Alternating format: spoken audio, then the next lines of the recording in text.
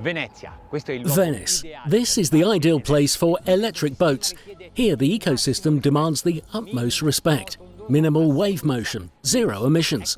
That's why we decided to test this model in these waters. It's called E23 and it's developed by the Spanish shipyard de Antonio.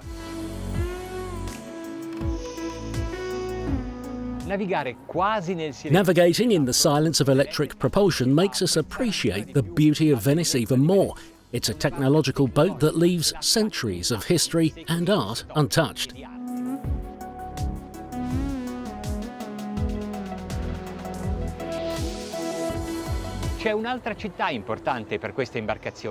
There is another important city for this boat, and it's Barcelona, where the next edition of the America's Cup will take place. And this is the official boat of that event.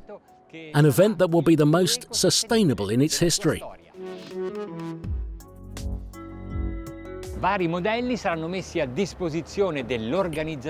Various models will be made available to the organisation for different services, including assistance and support. It is built to be as light as possible, completely vacuum infused. And then every detail, every element on board has been studied to have the minimum weight, essential for being able to navigate for a long time, consuming little energy.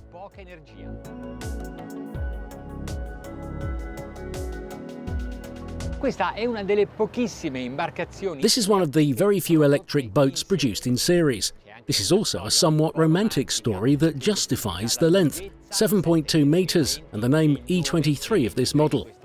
12 years ago, when the De Antonio shipyard was founded, their first boat was exactly a 23-footer.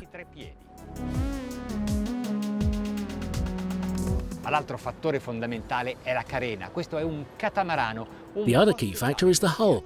This is a somewhat special catamaran because in the centre hull, the two hulls of the catamaran are joined by a foil, which will not make us fly because we want to navigate in an easy, simple and pleasant way. But it allows us to reduce hydrodynamic resistance with a greater hydrodynamic thrust that lifts the boat and makes it run faster.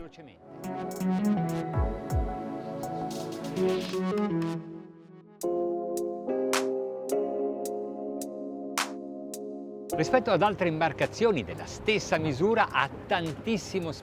to the other boats of the same size, it has a lot of deck space because the bow is wide due to its catamaran hull, and at the stern, like all De Antonio boats, we have a sunbathing area above the outboard engine. By the way, it's a 50 kilowatt Torpedo that draws power from a 40 kilowatt hour battery.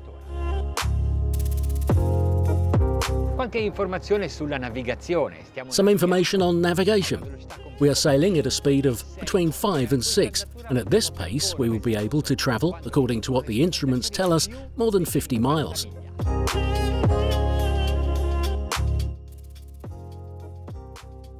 Before we go into ploughing mode, in an area where we can push it to speed because it can go fast, let's see how they designed it.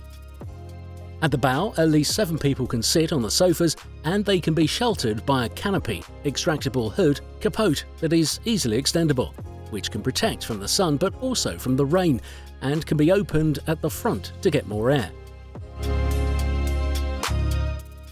The backrests are high and the cushions soft and very comfortable.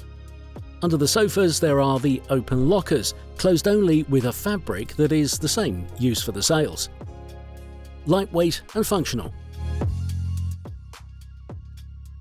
In the bowsprit, the chain locker, chainwell, is wide and easy to inspect, and with a space dedicated to De Antonio's typical fenders. The sides are thin but still solid and leave more space in the cockpit. In front of the console, there's a sofa with 2 seats. The 2 pilot seats are pivoting and adjustable and can also be transformed into leaning lumbar rests. In the centre of the navigation bridge are grouped all the controls, multifunction displays and utility switches in a single panel. The windshield is minimalistic and has no frame. Aesthetically, it's very pleasant. By lifting the door on the bow side of the quarterdeck, you can access the toilet. At the stern there's a sofa for 3 people. Notice how the backrest can extend the sunbathing area. The swim platform is far from the water. Even with following sea, it will be very difficult for the waves to enter the cockpit. This choice made it necessary to use a rather long swimming ladder. What if we wanted to make her run a little low? Let's go.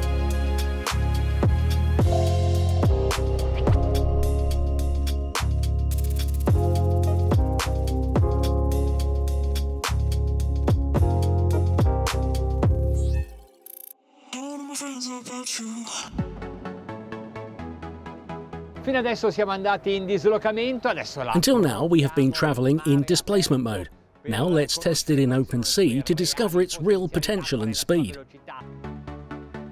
Vi ho detto che c'è un foil in carbonio che unisce I due. I mentioned that there is a carbon foil connecting the two hulls of the catamaran that provide more lift, but on this model they've also added two foils at the stern connected to two flaps.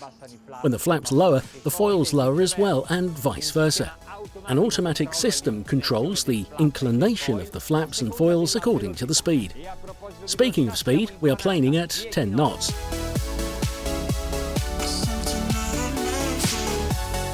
14 knots. It navigates wonderfully. It's smooth on the water. It's comfortable. It's quiet. The conditions, however, are very favourable. There is no linear connection between speed, consumption and range. As the speed increases, consumption grows significantly. 18 knots in a magnificent cruising mode. The shipyard says that at a speed between 22 and 24 knots, it can cover about 20 miles. Trim control is perfect. It remains stable on the water, but the speed is increasing because now I am using the full power of the 50 kilowatt torpedo motor. I'm at 27 knots. Under ideal conditions, the shipyard says it has reached a speed of 30 knots.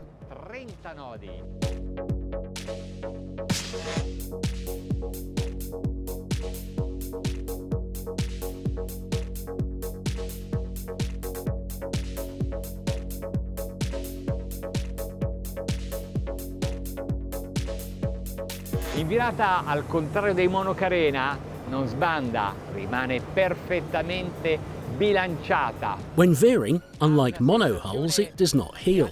It remains perfectly balanced and gives a great sense of ease, control and safety. It is also easy to control despite having foils because it does not take off and land abruptly. They have found that necessary compromise between the reduction of hydrodynamic resistance provided by the foils and the difficulty that sometimes arises in steering a boat that takes off and then perhaps lands abruptly.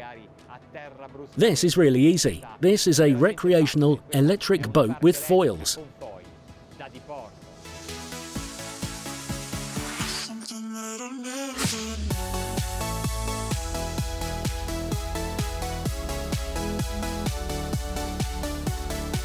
L'abbiamo provata anche sull'onda di scia di una barca. We also tested it on the wake of another boat to gauge the hull's smoothness.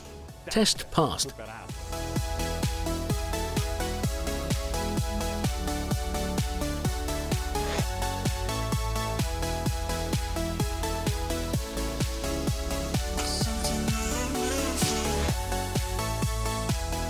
The Antonio E23 has a price that ranges from €130 to almost €200.